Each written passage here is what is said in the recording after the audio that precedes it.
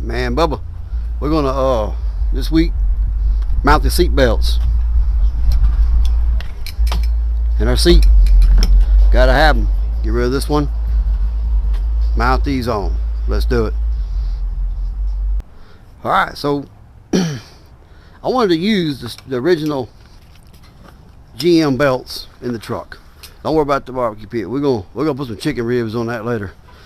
So when I went online and tried to find the original seat belt, they can run anywhere from, I mean, you find them on eBay, $150, $200. The plastics really deteriorated them. This is the driver's side. There's your passenger side, which I mean, they kind of over, let's see, 86, so it's been a while, huh? I'm not gonna have to cut all of it off. I think I'm just gonna cut this piece off that's bad right here, leave this down to the floorboard. We'll see how that works out. But I mean, I tried to get other GM aftermarket belt, but it wouldn't work with the truck, and I want to keep the original seat belts in the truck. So anyway, let's I'm gonna remove this piece right here and see what it's gonna take to get these in there. Also, nothing will be cut off the seat belt, just in case somebody in the future, something ever happens to me, or if I sell the truck, they can go back, which I've got everything original that goes inside the truck still. I mean, the seat ain't got a tear in it. Everything is original. The truck was pretty much put up, you know, over the years. But it'll be there if somebody ever want to put the bench seat back in it. This will be hid out, tied away inside there, where somebody can go back and put the original ones back in the seat. It'll work. Whereas there's no cutting, no chopping, nothing on this truck at all. Everything is, you know, made to fit, or we'll make it fit one way or the other, besides cutting on things. But anyway, I'm gonna see what it takes to get all this off, and go from there.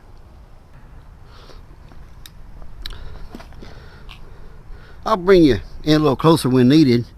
These come out of a 4Runner, so you got a little Phillips screw up here. Looks like we might have one back here, maybe holding on. I'm not sure. We'll just take them off until we get in there, huh? We're gonna see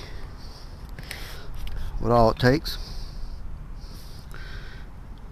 It just looks like it snaps on right there. Maybe. Let's see. Alright. Coming up top here. If I can feel anything.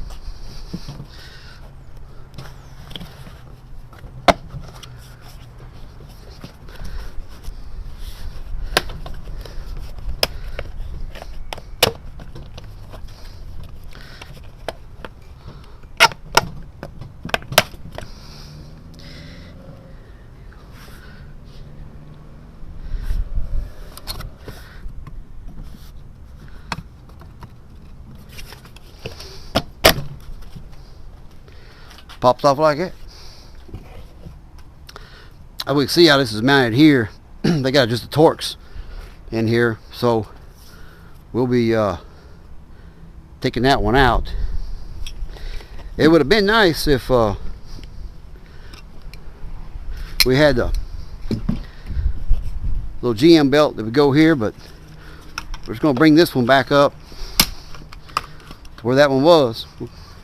Leave it kind of loose here, and probably keep it from falling in. Just snug it, the zip tie or something here, to keep it from falling back down in there. But all you're gonna do is snap onto that. You're not gonna be pulling this out, but keep it from falling. But anyway, let me grab a Torx. We'll get that out right there.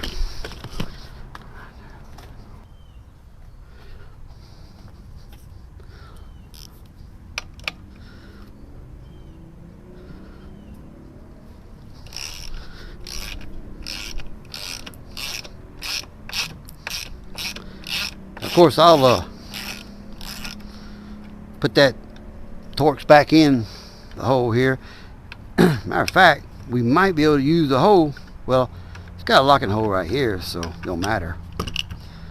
We can bring it up, go through here. We're gonna see how it falls. I think right here would be our best. Just kind of keep it from falling down in there. All right, so I'm gonna cut this. I know a lot of y'all about to cringe, but this is useless anyway. So we're gonna get this off of here. As rotten as it is, it ain't taking much just to cut it off. Like I say, some of my C10 followers out there be like, "Oh no, you just cut that off." Well, it don't look too good anyway.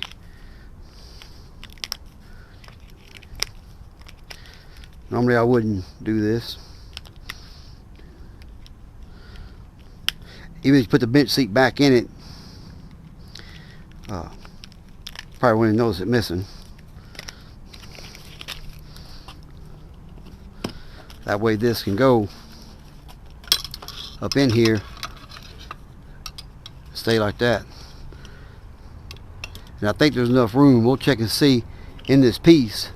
It's got a lot of room in there to bring the rest of the belt and leave it in there, probably down in here somewhere, this area. Okay, I'm gonna do that so it looks like right quick and get back at it, so I won't bore you with messing with all that. As you can see, they don't look bad. They won't fall. I got them fixed so they won't fall down in there. I brought the rest of the seat belt around the back side and just zip tied up on the car seat bracket. I don't think it'd be very visible. The only thing I'm going to do though, where this this hole it kind of leaves here, is get some black foam and fix it where I can slide over my seat belt here and go down in here with it where it'll fit tight. I think it'll look better than the hole there. But hey, I think it's going to work out all right. We can still bolt it down to the floorboard. It'll be there. I wish the Toyota Runner would have fit, but hey, you gotta do what you gotta do sometimes. Anyway, we got it. We'll get the other one done. Get these mounted on the truck. So there we have it. Got her done. Now we gotta get it back in the truck. First things first though, I'm gonna take this back off and try to fix the roughness that's on it, and find, I got some spare pieces that we took off of it when we did the brackets, and sand one down, primer it, and then paint it. Find me a good flat black to paint it over and see how well it sticks. If not, I'll do something else different with it, you know, make it look right. But anyway, still short videos, us putting a GM belt in it this week. Next week we'll do something else. Every week that the weather's good, we'll keep tinkering with this thing till we get it done.